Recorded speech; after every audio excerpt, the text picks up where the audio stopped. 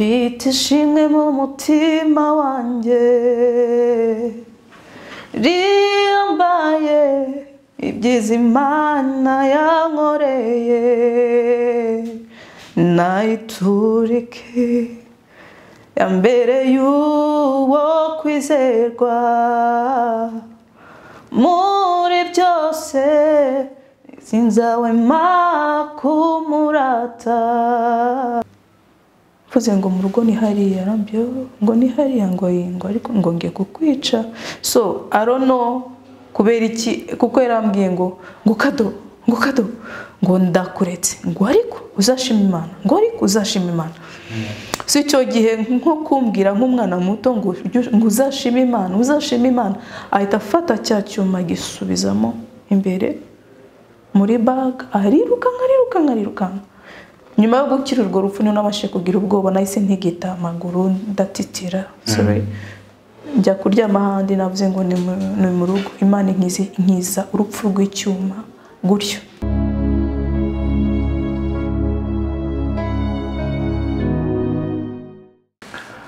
Bakunzi ba Rehoboth TV nk'uko mubimenyereye, Rehoboth TV iri mu rugendo rwo kwagura ubwami bw'Imana mu buryo bugiye butandukanye, haba mu ndirimbo, haba mu ivugabutumwa. Twongeye kugira umugisha, turi kumwe n'umukobwa ushima Imana kandi wubaha Imana. Ni umunyeshuri muri Yerika, yiga mu mwaka wa 3 muri finance. Tuguhaye ikaze. Murakoze cyane. Turagira ngo utangire wibwira abantu bakurikiye Rehoboth TV kugira ngo babashe kukumenya. Nitwa Nikuze Bora Deborah, nkaba niga mu mwaka wa 3 finance Yerika, nkaba nsengera RC Masoro Restoration Church Masoro, nkaba nkunda Imana cyane. Ntuye Kabeza kandi nkaba nkijijwe. Deborah arakoze cyane. Bakunzi ba Rehoboth TV rero tugize umugisha udasanzwe. Deborah n'umuvugabutumwa, Deborah n'umuhanzi mu ndirimbo. Deborah karibu kuri Rehoboth TV. Asante sana. Deborah ni ryari wamenye yuko ufite impano yo kuririmba? Kuyimenya nakundaga ikintu cyo kuririmba cyane. Ndibuka kera turi n'abana bato twigeze kugira groupe mu rugo, tugira ikintu cyo gusenga, dutama abapasiteri. So njyewe nari nshinzwe ibyo kuririmba. Turi bato nari nko mu wa 2 primaire. Nari ndi mu wa 2 primaire. Nyine twarashinzwe imirimo, so njye nkaririmbisha. Nkunda kuririmba nkayimba uturirimbo twari dusekeje icyo gihe, kuko yari passion, kuko byari byanjye. Ni ukuvuga ngo life yanjye, time nini yanjye mu gitondo kenshi mba ndirimba. So naho namenye ariko nabimenyeye cyane. Ndibuka rimwe ndi kubwiriza kuri groupe ya Sisterhood Ministry, nari ndi kubabwira ngo muvugire Imana, vugire Imana. Nari ndi gukoresha za record. Nk'ejo njya gusenga mu gitondo cyangwa njya gusenga, ngiye gusenga impumyi, ni umuntu w'impumyi arambwira ese urindiye kuririmbira Imana ariko waciye ukuguru, ariko hari ikintu cy'akaga cyakubayeho, ngo Imana irashaka kwivugiriza impanda mu mudugudu, ngo ugende uririmbe. So amaze kubimbwira naragiye ndabitahana, kuko naboraga Imana yarabimbwiraga nkagira impamvu nyibwira, nkayibwira impamvu zanjye. Ari n'igihe nayibwiraga nkayibwira papa, urabizi ko ntinya public, sinshaka ko abantu bamenya, sinshaka numvaga ntakeneye ko abantu bambona, ko abantu bamenya. Numvaga nyine navuga ngo ni wa muririmbyi wo mu rugo mu cyumba. Ndi kugenda rero nyuma y'uko impumyi tuganiye ibimbwiye n'umukozi w'Imana, nari ndi mu muhanda Sonatibe ndi kuzamuka mva Sonatibe njya centre, indirimbo imanukana imbaraga zidasanzwe ku buryo nasengaga n'amarira atemba ndi mu muhanda. Iyo ndirimbo mu gukomeza nageze mu kazi ndapfukama, nagize amahirwe nageze imbere y'abandi ndasenga amagambo akomeza amanuka, ndirira Imana, numva imbaraga z'Umwuka Wera. Ariyo ndirimbo naje kuririmba, indirimbo ya mbere. Ubwo icyo gihe nese mpamagara umuproducer ndamubwira iteguye kunsohorera indirimbo. Deborah urakoze cyane. Mu byumvikana abakunzi ba Irera Rehoboth TV, Deborah yahamagawe ari mutoya ariko hazamo kubanza kwitinya no kumva yuko adashobora kujya kuri mikoro ngo aririmbe. Ariko Deborah kugira ngo tugendane neza no kuvuga ngo hari umuntu wakwibaza ngo uyu mpumyi mwahuye mwari muziranye mwarahuye irakumenya, gerageza udusobanurire abantu kugira ngo umuntu ukurikiye iki kiganiro azabashe gusobanukirwa. Najyanywe na mugenzi wanjye gusengera ahantu nagiye gusenga, ariko iyo mpumyi ni impumyi ariko ku buryo yo nari no kwishira muri video y'iyo ndirimbo, ariko nagiye kwikora amasaha yagize kuko nawe nibyo yishimiraga. Ni impumyi, ni umukozi w'Imana ariko w'impumyi w'umugore, ni impumyi ntabwo yandebaga, ntiyamenye ibiriho. Urumva nari narayimvugiye abandi ngo muvugire Imana kandi Imana ishaka ngo nyivugire. Ni gutyo byabaye, ni impumyi ituye ku Gitega. Nari najyanywe gusenga, nabwirije abandi ngo muvugire Imana. Ijoro ribanziriza ko njya guhura nawe, kumva Imana ishaka ngo nyivugire. Ni gutyo nabashije kumenya ko ngomba kwirekura nkaririmbira Data. Ngo Deborah yagiye kubwiriza abandi nawe ibyo agomba kwibwiriza. Deborah, iyo ndirimbo waririmbye watubwiye ko wahise ujya muri studio uwo munsi, turagira ngo tubwire amagambo ari muri iyo ndirimbo unayiririmbeho, tubwire inspiration iyo ndirimbo. Yitwa Mfite Ishimwe. Amagambo menshi yamanutsemo icyo gihe ngenda yarajyanywe n'ishimwe ry'Imana. Hari ishimwe rinini mfite, nahise mfite ishimwe, mfite ishimwe. Hari umuririmbyi waririmbye ngo mfite impamvu ngo zo kuririmba. Dufite impamvu zo kuririmba, dufite impamvu yo gushima. So ni muri ubwo buryo navuye ngo mfite ishimwe. Hari byinshi nibutse Imana yankoreye, hari byinshi nibutse Imana yandinze, hari byinshi namenye ko Imana yitambitse igatanga hakagira abapfa ku bwanjye. So nahise mfite ishimwe nyine Imana yimpaye nk'uwo munsi, mpamagara producer mu gahunda y'ejo. Nk'ejo nibwo nagiye muri studio. Reka ndirimbe gatoya. Karibu Deborah, ndirimbira abakunzi bawe n'abakunzi ba Irera Rehoboth TV bagukurikiye muri aka kanya. Mfite ishimwe mu mutima wanjye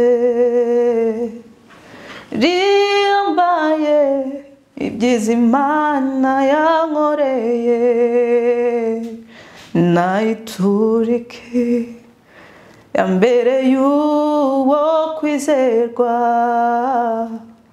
Muri byose sinzahwema kumurata uwo mwami. Mfite ishimwe mu mutima wanjye riyambaye ibyiza Imana yankoreye, nayiturike ya mbere y'uwo kwizerwa. Muri byose sinzahwema kumurata uwo mwami. Mwabindimo byose mwe nimushime Uwiteka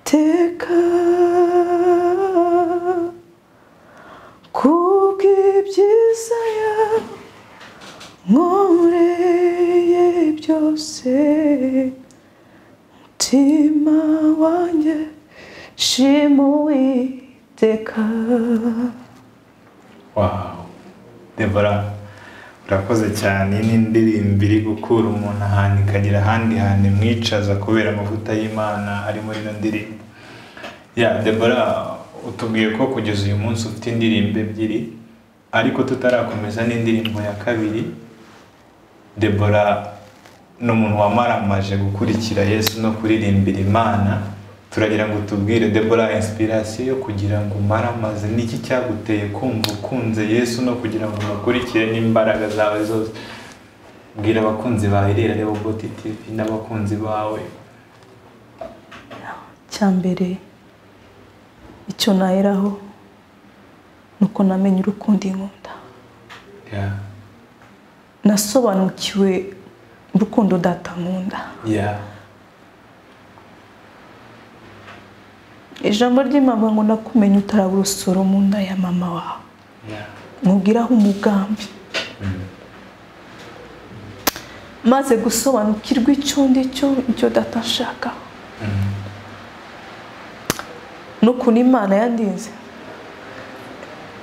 Yarandinze we. Ndanibuka umwe mu bavandimwe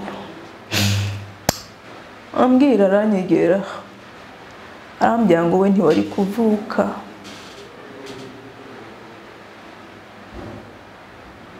Kubera ko mama wanjye yari yasabwe gukura mu inda yanjye. Ako kubw'umugambi w'Imana. Amen. Byashoboka ko yari kubyemera, ariko umwana w'isezerano yararinzwe. Amen. Umwana w'isezerano njye Deborah nararinzwe, kuko hari icyo nagombaga gukora.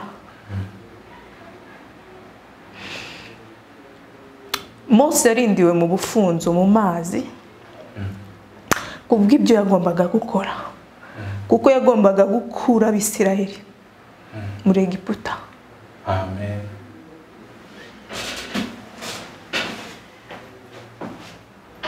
Akabibajyana mu gihugu cy'isezerano. So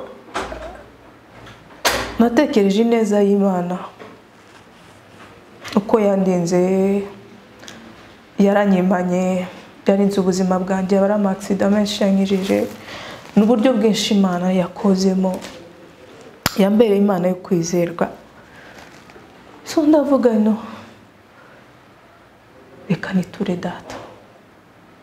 Amen. Reka nkurere papa. Ni muri ubwo buryo nahisemo gukorera data. Amen. Icyo gihe yandashima Imana kuba ndi muzima. Icyo gihe nari ndi mu wa mbere primaire. Mu rugo umuntu umwami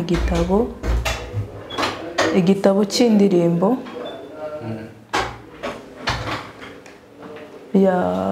yari Gisenyi afya centre de jeunes.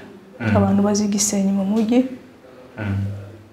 Mu gitabo mu ngijyandire mugenzi wanjye nako inshuti kuko urumva abo bari bakuru. Mu gitabo cy'indirimbo mu ngijyane.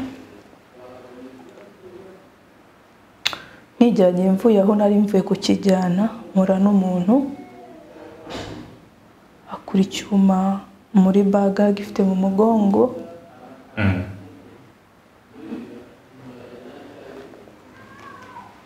Arambwira ngo ngiye kukwica.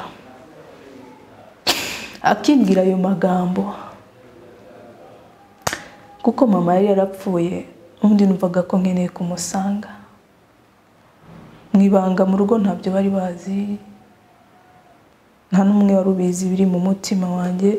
Numvaga nkeneye gusanga mama, nanjye nkapfa. Ambwiye ngo agiye kunyica n'umce ntacyo bitwaye. Akura icyuma muri baga akishira ku ijosi,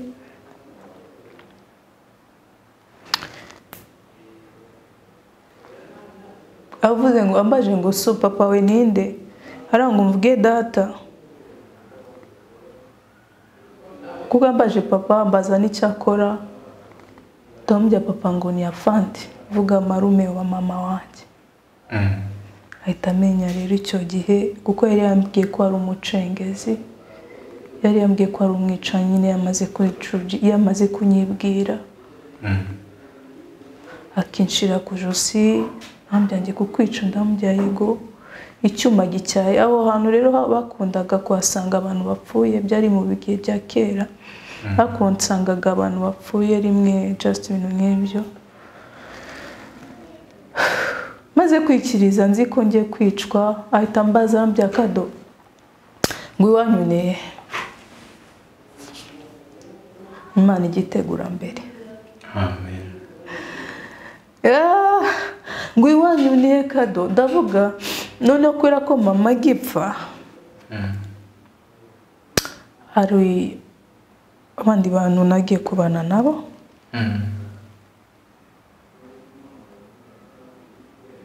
ko mu manje so umwana nkumva ko mfite mu rugo habiri so abura ngo mvuge mu rugo aho navuye nese mvuga ahandi naho narerewe niho nabo bari bagiye kunyicira yari hepfo yaho bitavuga ngo mu rugo ni hariya yavuze hari nk'akantu k'agasozi bo bari bariho twige turi hasi bacanye amatara abantu bari mu mazu kuko iyo carte kenshi binjiraga mu mazu kare kuko nta muntu n'umwe nabonaga hanze fuze ngo mu rugo ni hariya arambyo ngo ni hariya ngo ariko ngo ngiye kukwica so I don't know kubera iki kuko yarambwiye ngo Kado ngo ndakuretse ngo ariko uzashima Imana ngo ariko uzashima Imana si cyo gihe nko kumbwira nk'umwana muto ngo uzashima Imana ahita afata cya cyuma gisubizamo imbere muri bag ariruka nyuma yo gukira urwo rupfu niyo nabashe kugira ubwoba nahise ntigita amaguru ndatitira sorry njya kuryama ahandi navuze ngo ni mu rugo Imana inkiza urupfu rw'icyuma gutyo birandengera biri mu mpamvu ni byinshi navuga ariko data yarahabaye niyo mpamvu dufite impamvu zirenga imwe burya kuba data arakugiriye neza ugaturama ukibagirwa ineza ye ntabwo Imana ikunda bibagirwa ese umuntu yakugabira akakugira neza umwana w'umuntu ukamwibagirwa ariko yatugabiye ubugingo yaduhaye agakiza njya mbura agaciro kako nshuti yanjye njya mbura price kuko nta giciro na kimwe na gito cyagura agakiza so niyo mpamvu nahisemo gukorera data uwo wandinze niwe wampagazeho niwe wamburaniye niwe papa niwe mama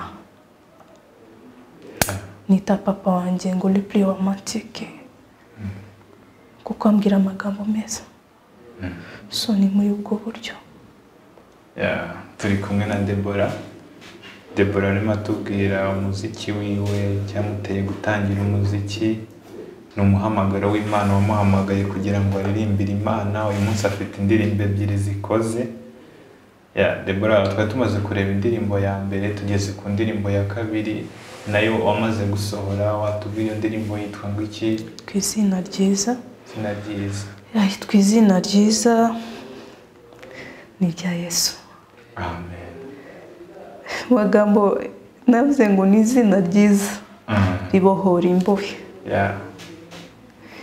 ryabohoye Paulo na Sila izina rya Yesu ryabohoye Paulo na Sila ribohora imbohe rishira hejuru kandi uryiyambaza agenda n'ubutsinzi niyo haje ibigomba kunyeganyiza uwo muntu najya hasi kuko iryo zina. Debora turirimbire kuri iyi ndirimbo ndumva y'amatsiko cyane. Ndaririmba refrain n'akantu gato. Mbega izina ryiza Yesu, mbega izina ryiza Mucunguzi,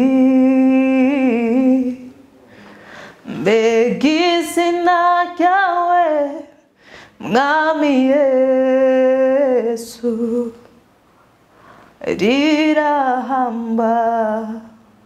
rirahambaye. Izina ryawe Mwami, izina ryawe Yesu, nawe usa nawe ufite izina ryiza. Izina ryawe Mwami, izina ryawe Yesu, nawe usa nawe ufite izina ryiza. Iryo zina riraryohera, n'izina rya Yesu ndaryizeye. Abiringiye iryo zina mu ntambara, mu bikomeye, mu bigeragezo babona ubutsinzi. Abiringiye iryo zina mu ntambara, mu bikomeye, mu bigeragezo babona ubutsinzi. Mbega izina ryiza Yesu, mbega izina ryiza Mucunguzi, mbega izina ryiza Mwami Yesu,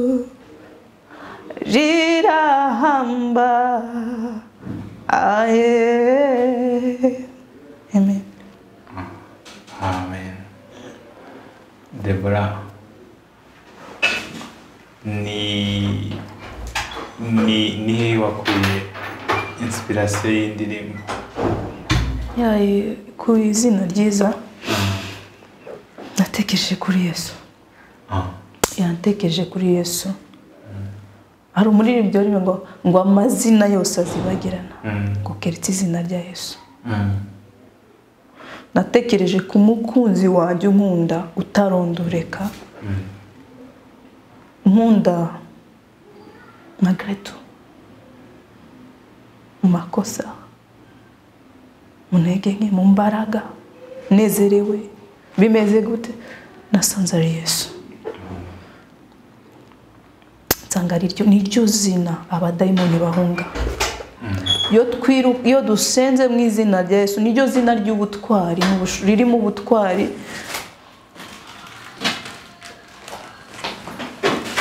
Niryo zina ririmo ubutwari, niryo zina ririmo imbaraga. Natekereje ku izina rya Yesu. Amazina yose bande niba uko ryaba riri kose, uko ryaba riri finyo, uko ryaba riri ryoshe, nta zina rindi ribonerwamo agakiza atari irya Yesu. Nta rindi zina tuboneramo gutabarwa atari irya Yesu. Nta rindi zina tuboneramo amahoro atari irya Yesu. So hari impamvu natekereje kuri iryo zina. Ndavuga iyi indirimbo njye ngomba kwita izina ryiza. Izina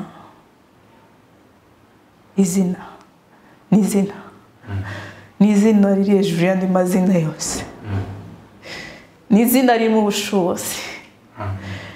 Twese turabizi neza yuko dutewe n'imbaraga z'umwanzi, tukavuga ngo mu izina rya Yesu abadayimoni bahunga. nyita izina ryiza ntabwo ari Debora, nta nubwo ari Mose, nta nubwo ari Miriam. Ni izina naboneyemo agakiza, ni izina ry'uwacunguye, ni izina ry'uwaducunguye. Imana ibamugisha. Debora urakoze cyane. Ikindi kibazo nari nikubaje, kugira ngo umuntu uzumva indirimbo izina ryiza byavuyemo n'indirimbo nziza cyane izahembura imitima ya benshi. N'indirimbo wayisohoye ryari? 2017 mu mpera ya 2017. Yes, ukwezi ko ntako nibuka. Debora ninde ugufasha mu muziki wawe? Ari njyewe. Ni wowe wenyine? Ni izina ryiza. Ari iya mbere, ari iya kabiri, ni njyewe wari wazikoze ubwanjye. Bivuze ngo nta muntu, ntabwo urabona umuntu kumanaginga? No. Uwakenera indirimbo zawe yazibona gute, yazisanga hehe? Ahandi just ni YouTube, ahandi. Urumva indirimbo ya kabiri uheruka gusohora, uheruka kuyisohora 2017. Bivuze ngo harimo gap y'imyaka 3 udasohora indirimbo. Ni ukuvuga ngo ni iki cyatumye hacamo igihe kingana gutyo utarasohora indi ndirimbo? N'ubushobozi.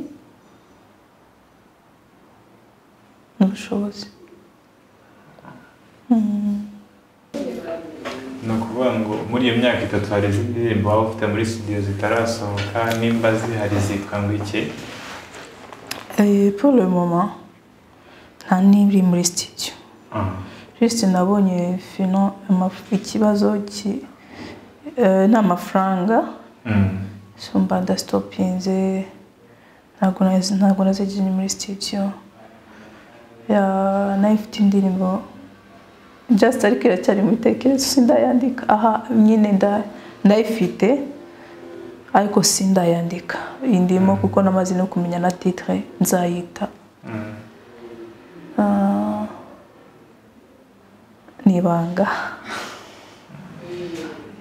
Nibanga iyo titre izasohoka mu gihe nyine gikwiriye, ariko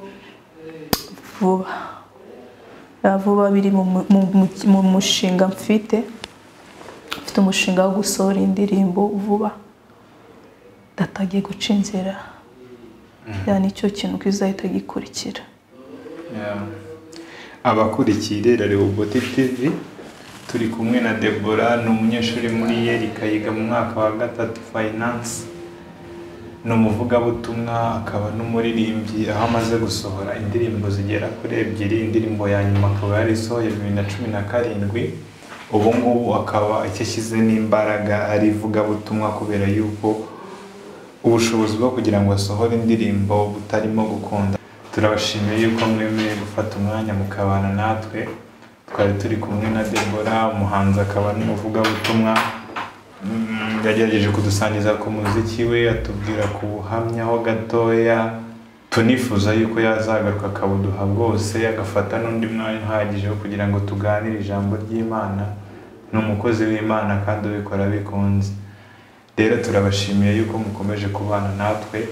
Reka tubararikiye no gukurikira ibindi biganiro byose binyura kuri channel ya Rehoboth TV.